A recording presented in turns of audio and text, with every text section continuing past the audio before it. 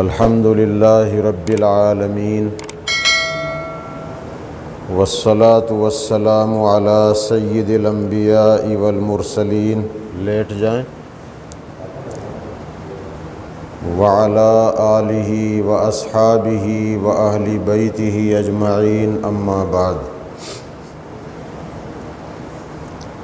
اعوذ باللہ من الشیطان الرجیم، بسم اللہ الرحمن الرحیم۔ ما آتاکم الرسول فخذوہ وما نہاکم عنہ فانتہوا۔ وقال اللہ تعالی لقد کان لکم فی رسول اللہ اسوۃ حسنہ۔ قال النبی صلی اللہ علیہ وسلم لا یؤمن احدکم حتی یکون ہواہ تبعا لما جئت بہ، او کما قال علیہ الصلاۃ والسلام۔ بزرگان محترم، آج ماہ ربیع الاول کی 8 تاریخ ہے۔ ربیع الاول اسلامی سال کا 3را مہینہ ہے، اور ہمارے قریب بزرگوں کی، اولیاء اللہ کی ایک بستی ہے جس کو پیران کلیر کہتے ہیں، تو وہاں امام الاولیاء حضرت خواجہ علاء الدین علی احمد صابر کلیری رحمۃ اللہ علیہ آرام فرما ہے، اور اس مہینے میں اس مزار کا عرس بھرتا ہے۔ تو ہم اپنے بچپن سے یہ سنتے آئے تھے کہ یہ چاند کلیر کے میلے کا چاند ہے، تو ایسا تأثر تھا جیسا کہ میلہ اللہ کا کوئی حکم ہو۔ جیسے ہم رمضان کے چاند کو رمضان کا چاند، عید کے مہینے کے چاند کو عید کا چاند کہتے ہیں، اور بقرعید کے مہینے کے چاند کو بقرعید کا چاند کہتے ہیں، تو ہمارے یہاں کے لوگ، خاص طور پر ماں بہنیں، وہ ربیع الاول کے چاند کو کلیر کے میلے کا چاند کہتی تھیں۔ تو ایسا لگتا تھا جیسے یہ بھی کوئی اللہ کا حکم ہو کہ عرس اس مہینے میں لگنا ہے۔ حالانکہ قبروں پر عرس اور میلہ یہ اسلامی چیز نہیں، شرعی چیز نہیں، مذہبی چیز نہیں۔ سرکار دو عالم صلی اللہ علیہ وسلم نے اس چیز سے سختی کے ساتھ منع فرمایا ہے۔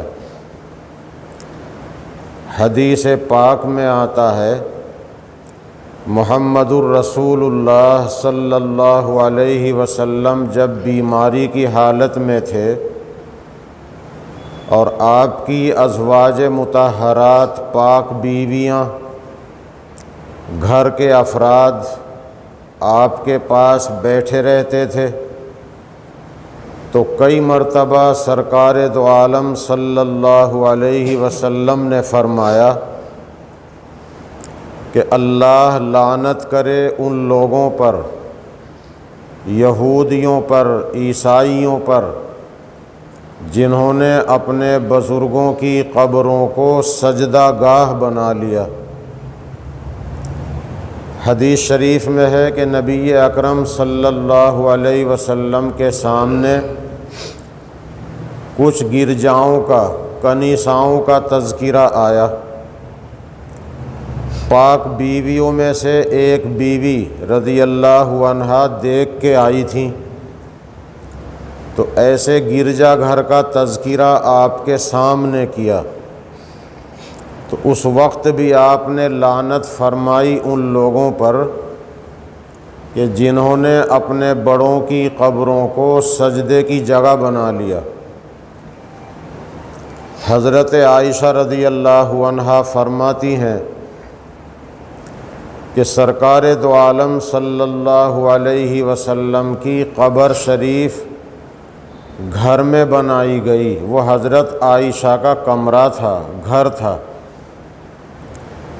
حضرت عائشہ فرماتی ہیں کہ اگر یہ اندیشہ نہ ہوتا کہ محمد الرسول اللہ صلی اللہ علیہ وسلم کی قبر کو لوگ سجدہ گاہ بنا لیتے تو آپ کی قبر شریف بھی باہر بنائی جاتی، مگر اسی خدشے سے بچتے ہوئے اللہ کے حکم پر پیغمبر آخر الزماں سرور دو عالم صلی اللہ علیہ وسلم کی قبر شریف آپ کے گھر میں بنائی گئی تاکہ لوگ اس قبر کو سجدہ گاہ نہ بنائیں۔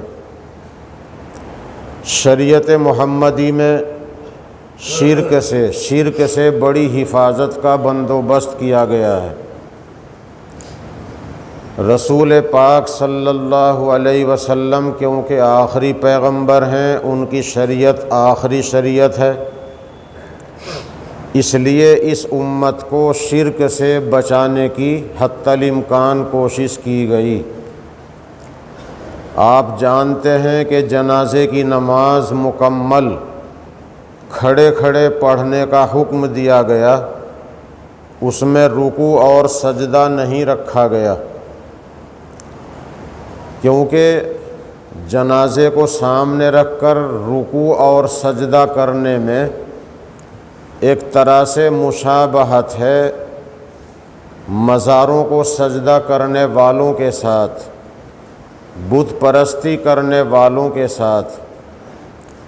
اس لیے محمد الرسول اللہ صلی اللہ علیہ وسلم نے جنازے کی نماز ہاتھ باندھ کر کھڑے کھڑے پڑھنے کو سکھایا، اس میں رکوع نہیں رکھا، نہ سجدہ رکھا، اور نہ ہی ہاتھ اٹھا کر دعا مانگنے کو بتایا۔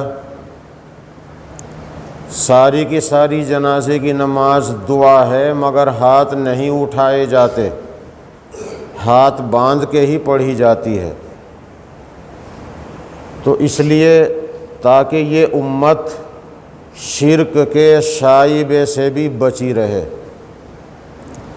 تو نبی اکرم صلی اللہ علیہ وسلم کی قبر شریف گھر میں بنانے کی ایک وجہ یہ بتائی ہے تاکہ لوگ اس قبر پر سجدے نہ کرنے لگیں۔ یہ ہے شریعت کی حفاظت کہ یہ امت شرک میں مبتلا نہ ہو۔ اسی لیے محمد الرسول اللہ صلی اللہ علیہ وسلم کی قبر شریف آپ کے حجرے میں بنائی گئی۔ حضرت عائشہ نے اس کی مین وجہ یہی بتائی ہے۔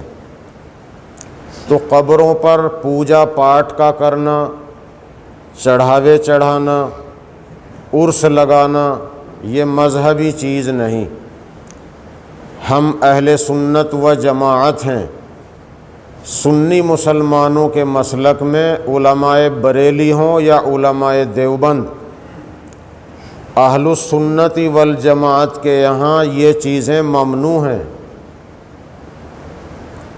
اور آج ربیع الاول کی 8 تاریخ ہے، یہ اسلامی سن کا 3واں مہینہ ہے۔ نبی اکرم صلی اللہ علیہ وسلم کے دنیا میں تشریف لانے کا مہینہ یہی ہے، اور آپ کے دنیا سے پردہ کرنے کا مہینہ بھی یہی ہے۔ آج سے 1496 برس پہلے اسی مہینے میں پیر کے دن صبح کے ٹائم محمد الرسول اللہ صلی اللہ علیہ وسلم دنیا میں تشریف لائے، اور 63 سال اس دنیا میں رہ کر اللہ کے دین کی تبلیغ و رسالت کا حق انجام دے کر 63 سال دنیا میں رہ کر اسی مہینے میں پیر ہی کے دن دنیا سے پردہ فرما گئے۔ مولانا احمد رضا خان صاحب بریلوی، جو بریلوی فرقے کے بانی مبانی ہیں، ان کے لکھنے کے مطابق نبی اکرم صلی اللہ علیہ وسلم کی پیدائش کی تاریخ ربیع الاول کی 8 ہے، جو آج ہے۔ ان کے علاوہ کوئی گارنٹی کے ساتھ نہیں لکھتا کہ نبی اکرم صلی اللہ علیہ وسلم کی پیدائش کون سی تاریخ میں ہے۔ کوئی لکھتا ہے 2 ربیع الاول میں ہے، کسی نے لکھا ہے کہ یا تو 8 میں ہے یا 9 میں ہے، کسی نے لکھا ہے 9 میں ہے یا 10 میں ہے، کسی نے لکھا ہے 10 میں ہے یا 12 میں ہے۔ گارنٹی کے ساتھ کوئی بڑا سے بڑا عالم نہیں بتاتا کہ باعث کائنات محمد الرسول اللہ صلی اللہ علیہ وسلم کی پیدائش کی تاریخ کون سی ہے۔ بڑی عجیب بات ہے، دنیا میں جو کسی بھی فرقے کے، کسی برادری کے، کسی قوم کے سربراہ سرغنہ ہیں، تو ان کی برادری، ان کی پارٹیاں، ان کی جنم تتھی، ان کی پیدائش کی تاریخیں یاد رکھے ہوئے ہیں۔ حضرت عیسیٰ علیہ الصلاۃ والسلام اللہ کے رسول ہیں، ہمارے نبی سے پہلے نبی رسول ہیں۔ ان کی پیدائش کی تاریخ ساری دنیا جانتی ہے، عیسائیوں نے ساری دنیا کو جنوا دیا ہے۔ 25 دسمبر، جس کو بڑا دن بھی کہتے ہیں، 2 اکتوبر کو بھارت کے سارے لوگ جانتے ہیں کہ جگت باپو مہاتما گاندھی جی کی پیدائش کی تاریخ ہے 2 اکتوبر، اور آپ جانتے ہیں کہ فلاں مہینے کی فلاں تاریخ میں فلاں کی جینتی ہے، فلاں کا جنم دن ہے۔ لیکن اللہ کی مخلوق میں سب سے بڑا مرتبہ رکھنے والی شخصیت، اللہ کے بعد جن کا رتبہ ہے، نبی اکرم صلی اللہ علیہ وسلم، جو سارے نبیوں کے امام سردار ہیں۔ حضرت آدم سب کے ابا ہیں، لیکن ہمارے نبی کا رتبہ ان سے بھی بڑا ہے۔ تو محمد الرسول اللہ صلی اللہ علیہ وسلم کی پیدائش کی تاریخ یہ امت نہیں جانتی، حالانکہ دنیا میں کوئی مذہبی پیشوا ایسا نہیں کہ جس کے متعلق اتنی معلومات تحریر میں قلم بند کر دی گئی ہوں جتنی معلومات محمد الرسول اللہ صلی اللہ علیہ وسلم کی ہیں۔ آنکھیں کیسی تھی، پلک کیسے تھے، ابرو بھویں کیسی تھی، رخسار کیسے تھے، انگلیاں کیسی تھی، ہتھیلی کیسی تھی، پیر کا تلوا کیسا تھا، دونوں کاندھوں کے درمیان مہر کیسی تھی، پیر کی انگلیوں میں کون سی بڑی تھی، کھانے پینے کے وقت کیا عمل کرتے تھے، چلتے ہوئے کیسے چلتے تھے، لیٹتے کس طرح تھے، استنجا خانے میں کیسے جاتے آتے تھے، کرتا کیسے پہنتے تھے، تہبند کیسے باندھتے تھے، ایک ایک چیز محمد الرسول اللہ صلی اللہ علیہ وسلم کی محفوظ ہے۔ سارے صحابہ نے دیکھ کر نقل کیا ہے۔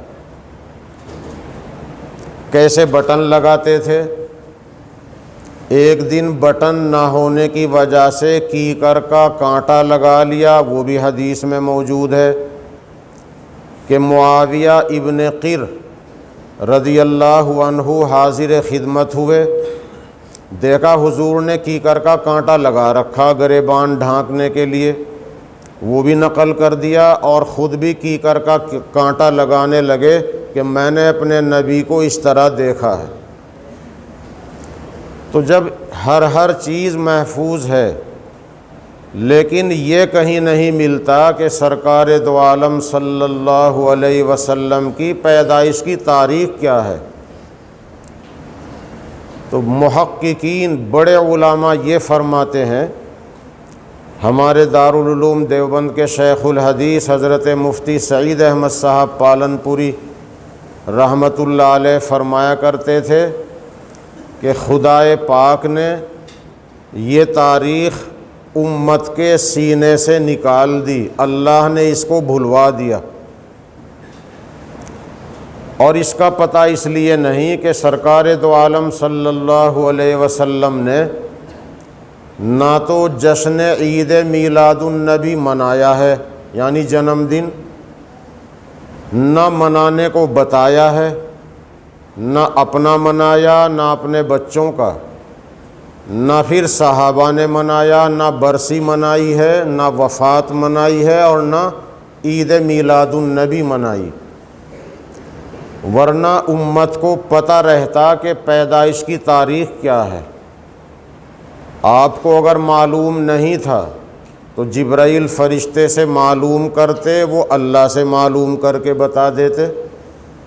آپ اگر جنم دن مناتے تو ہمیں ساری امت کو پتہ چلتا کہ فلاں تاریخ میں نبی کی پیدائش ہے۔ جب ایسا ہے نہیں تو امت بھول گئی۔ بس مولانا احمد رضا خان صاحب بریلوی نے لکھا ہے کہ پیدائش کی تاریخ 8 بیٹھتی ہے۔ وہ کچھ پرانا حساب لگایا کہ نبی اکرم صلی اللہ علیہ وسلم کا حج ہوا تھا جمعے کے دن، وہ ذی الحجہ کی 9 تاریخ تھی۔ اس کے بعد وہ چاند 29 کا ہوا، وہ 29 کا ہوا۔ پھر آپ کی وفات پیر کے دن ہوئی تو پیر میں کون سی تاریخ بیٹھ رہی تھی؟ اس طرح حساب لگا کر انہوں نے 8 بتائی ہے جو آج ہے۔